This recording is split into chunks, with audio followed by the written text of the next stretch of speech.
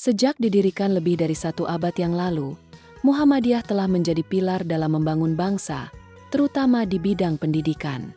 Dari sekolah dasar hingga perguruan tinggi, Muhammadiyah tidak hanya mendidik generasi muda, tetapi juga membentuk karakter yang berlandaskan nilai-nilai Islam. Tapi bagaimana pengaruh besar ini tetap relevan di masa kini? Kenapa pergerakan itu penting? Pergerakan nasional Indonesia termasuk Muhammadiyah sangat penting karena berperan dalam memperjuangkan kemerdekaan dan mengedukasi masyarakat tentang hak dan kewajiban mereka. Muhammadiyah didirikan pada 1912 berfokus pada reformasi sosial dan pendidikan, mempromosikan nilai Islam yang progresif serta memberikan perhatian kepada masalah sosial. Jika pergerakan ini tidak dibentuk, dampaknya akan sangat signifikan kurangnya kesadaran sosial dan pendidikan di kalangan masyarakat. Terbatasnya akses terhadap pelayanan kesehatan dan semakin menguatnya penjajahan yang menindas. Selain itu, ketidakadilan sosial dan ketimpangan ekonomi bisa menjadi lebih parah tanpa adanya pergerakan yang mendorong perubahan. Lalu untuk selanjutnya, untuk pengaruh pergerakan dari Muhammadiyah tersebut pada sekarang. Pengaruh Muhammadiyah ini sangat dalam berbagai bidang. Organisasi ini tidak hanya berkontribusi pada pendidikan melalui sekolah dan juga universitas, tapi juga dalam bagian sosial dan juga kemanusiaan, termasuk bantuan bencana, pelayanan kesehatan dan pemberdayaan masyarakat. Kemudian nilai-nilai yang didukung Muhammadiyah seperti keadilan sosial, toleransi, dan juga pengabdian pada masyarakat terus berlanjut dan menjadi bagian dari identitas nasional bangsa Indonesia. Selain itu, Muhammadiyah berperan yang memungkinkan dorongan agama dan juga kerukunan sosial yang sangat penting di tengah keberagaman budaya dan agama di Indonesia. Apa yang kita perlu lakukan untuk meneruskan perjuangan? Yang pertama, kita bisa meningkatkan pemahaman masyarakat tentang pentingnya nilai-nilai yang diusung oleh Muhammadiyah melalui seminar, diskusi, atau media sosial. Yang kedua, kita bisa mengajak generasi muda untuk aktif dalam pendidikan sosial dan organisasi Muhammadiyah sehingga mereka merasa terlibat dan memiliki tanggung jawab untuk melanjutkan perjuangan ini. Yang ketiga, kita bisa mengadaptasi pendekatan dan strategi Muhammadiyah dengan perkembangan zaman seperti menggunakan teknologi untuk edukasi dan kampanye sosial. Selamat siang semuanya, sekarang aku akan mewawancarai salah satu murid di SMA Gina Harapan. Halo, perkenalkan. Ya, nama aku John Chandra dari 11 Aku mulai aja dengan wawancaranya. Pertama, aku mau nanya dong, apa yang kamu ketahui tentang Muhammadiyah? Yang aku tahu dari Muhammadiyah ini adalah sebuah organisasi Islam di mana mereka membuat dan atau bisa bilang menolong masuk dalam sektor-sektor seperti pendidikan dan juga kesehatan. Aku pengen minta opini kamu nih. Menurut kamu apa sih pentingnya dan dampak pendidikan agama itu ke lingkungan sehari-hari kita sekarang? Oke, dampak pelajaran agama kayak gini ya, menurut aku itu bisa mengasih murid-murid nilai-nilai moral yang bisa menolong mereka dalam kehidupannya. Jadi apa yang kamu ketahui tentang Muhammadiyah dan pentingnya dan dampak pendidikan ke lingkungan kita?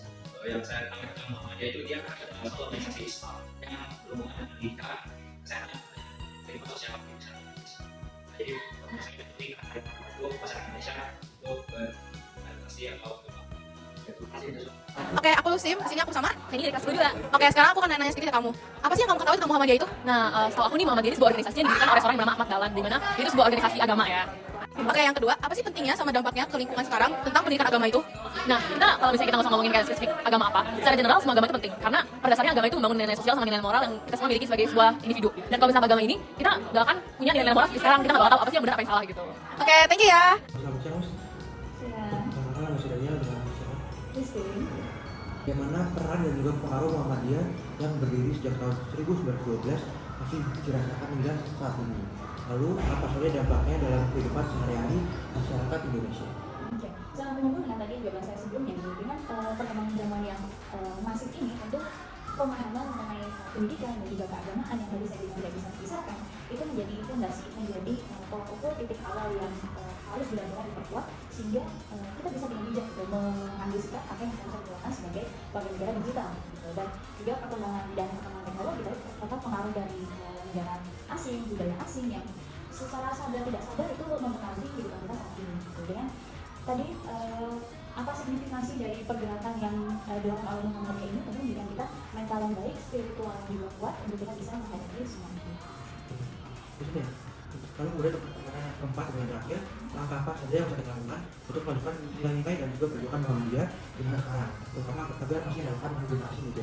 Oke, menurut saya apa yang sudah dimulai oleh para pendiri dan para tokoh-tokoh yang ada itu merupakan hal yang baik sekali dan itu merupakan hal yang harus kita syukuri. Kita bersyukur ada orang yang berinisiatif untuk mengalami semua itu. Nah sekarang kemudian kita itu yang bisa dilakukan adalah kita melakukan bagian kita yang sebaik-baiknya. Contoh misalnya sebagai pelajar, kita melakukan bagian kita sebagai pelajar yang sebaik-baiknya. Kita belajar dengan sungguh-sungguh, kita tidak puas hanya dengan pendidikan yang saat ini, tapi kita selalu memikirkan lingkungan untuk kita mengambil pendidikan, kita menempuh pendidikan yang jauh lebih tinggi seperti itu.